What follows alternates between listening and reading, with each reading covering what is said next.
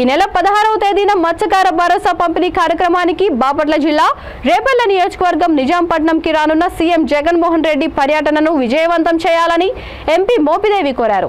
నిజాంపట్నంలో ఆయన విలేకరులతో మాట్లాడుతూ సముద్రంలో చేపల వేట నిషేధ సమయంలో మత్స్యకారులను ఆర్థికంగా ఆదుకోవడానికి మత్స్యకార భరోసా పంపిణీ కార్యక్రమం తోడ్పడుతోందని ఎంపీ తెలిపారు. ప్రజలు, నాయకులు అందరూ సీఎం జగన్ పర్యటన విజయవంతం చేయాలని ఎంపీ మోపిదేవి తెలిపారు.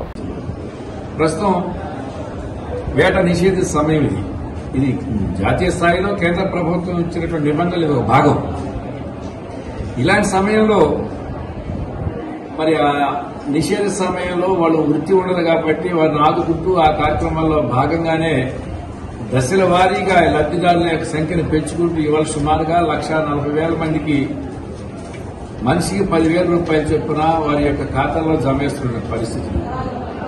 5వ విడత కార్యక్రమాన్ని మన రేపల్ల నియోజకవర్గంలో లాంచ్ చేయాలని చెప్పి ఆలోచన ముఖ్యమంత్రి గారు చేయటం, ఆ దిశగా కార్యక్రమంలో భాగంగా రేపు 16వ తేదీన నిజాంపట్నంలో ఒక భారీ బహిరంగ సభ, దాంతోపాటుగా సంబంధిత లబ్దిదారులందరూ కూడాను